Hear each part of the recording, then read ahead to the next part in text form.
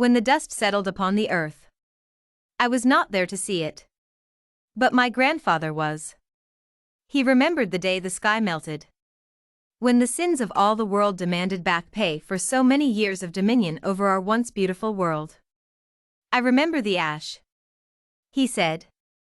I remembered the dust and ash from the remains of destroyed buildings and disintegrated people. The smell of sulfur. The sight of the sick and dying. He started to mutter under his breath then. I had to lean forward to listen.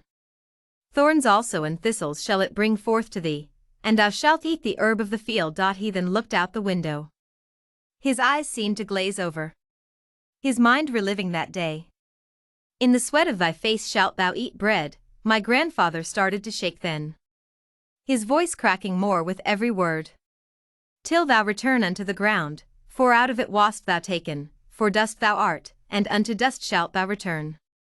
My mother walked in then. Her face was awash with anger. It was far past my bedtime. Then she seen her dad, shaking, looking out the window to the world he lived on once.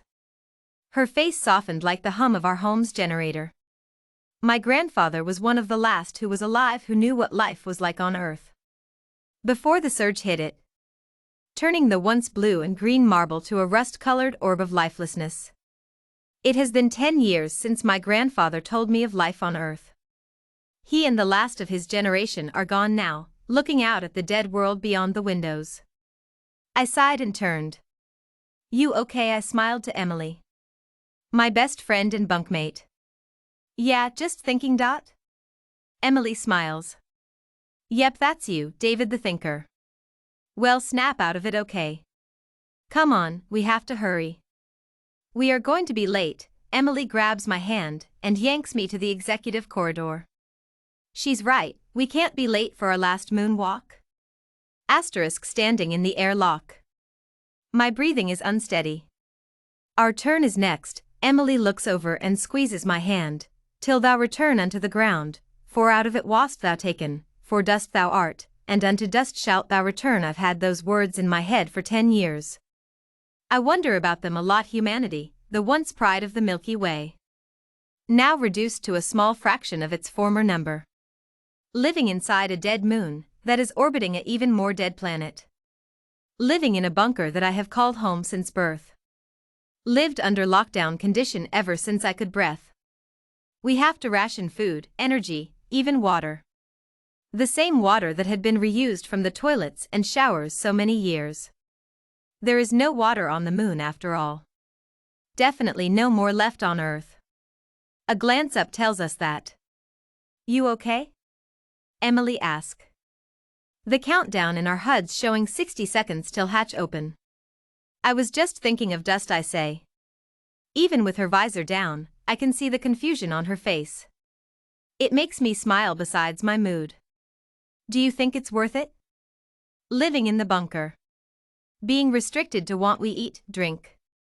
Even how long we can be alone because it's too dangerous for one's mental health.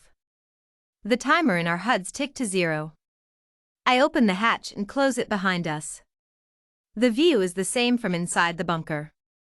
However, it is far different from having a thick bunker wall and thin piece of glass between you and the vacuum of space. Is that even worth taking out tomorrow? I say, pointing to the horizon. In the distance, Excalibur sits on its launch pad. Emily looks at me, her eyes and face hidden behind her visor. Is it?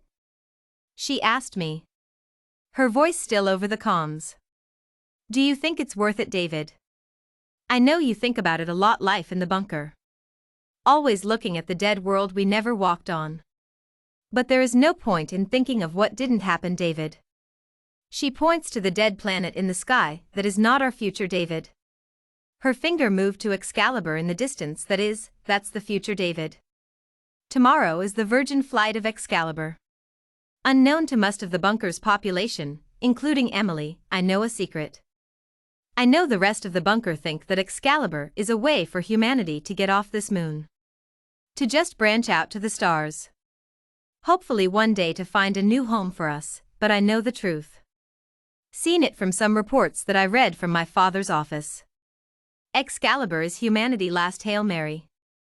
The bunker is breaking down.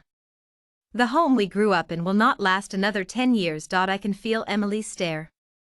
I sigh and say I know, it's just, I'm scared Emily. Emily's voice lightened. I know David, so am I. But what ever happens on our trip? We'll face it together. Besides, remember the plan. We will be back in 20 years if we don't find anything in Andromeda. In cryo. That will feel like seconds. I know she is smiling behind her visor. I wince behind mine. I really want to tell her there is no coming back. The fact that tomorrow I will never see my father or mother again. I will not sit in the center atrium and watch the sun filter through the dome windows. I will never visit my grandfather's grave again.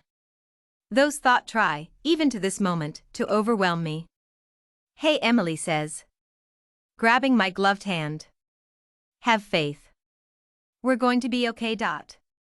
I grab her hand back and we stand for a moment and watch the dead planet above us before heading over to the Excalibur launch pad and finish our final checks for tomorrow. All systems are good. HQ, Emily said into her headset in the co-pilot's seat next to me. In the seats and holds behind us were 100,000 of the smartest and fittest the bunker had to send out into the darkness of space. A last Hail Mary indeed. When we launch, we will all watch the goodbye tapes our families had made for us. Then when we wake from cryo, we will all watch the video by the government of the bunker. It will break the news to everyone aboard that they will never return home again. Because home will be long dead.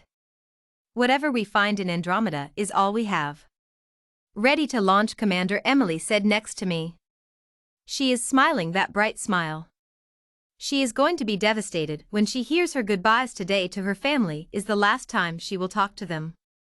I wonder if she'll still have faith after that. Faith in herself, faith in me, unto dust shalt thou return. I know I should tell her. Tell her all I know. But I can't. I am scared of leaving. But what I am most scared of is leaving the moon bunker. Without my bunkmate. All systems are go, said the launch control room. You are ready for launch, Excalibur. Good luck and Godspeed. I placed my finger over the ignition button on the controls. I look over to Emily again. She smiles at me. I hold that image in my head for a second. Taking in her glow and radiance. That joy and hope that rest in her face, body, and soul. I pressed the ignition button with what Emily said I should try to have more of. I pushed it with all the faith I had left. The rest I left to the heavens, and wherever my dust shall call its home. Tell me the story again, mommy, comma? The little girl said. She looked at her tired mother with gleaming eyes. The eyes of innocence and wonder. Okay, the mother says.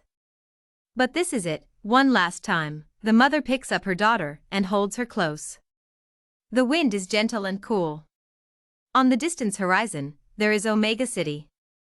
The first to be built by the founders when they landed here from fabled Earth a very long time ago. The commander of the Excalibur had a statue in the center of town. Right next to his wife's and children's graves. The ship descended onto the new world like angels from the highest heights of all the heavens. The mother proclaimed with gusto and pride. The field that story time took place became quiet and still. The mother retold her daughter the story again. Even the dust seemed to become still and listen. As if it too was eager to hear the amazing story one more time. The end.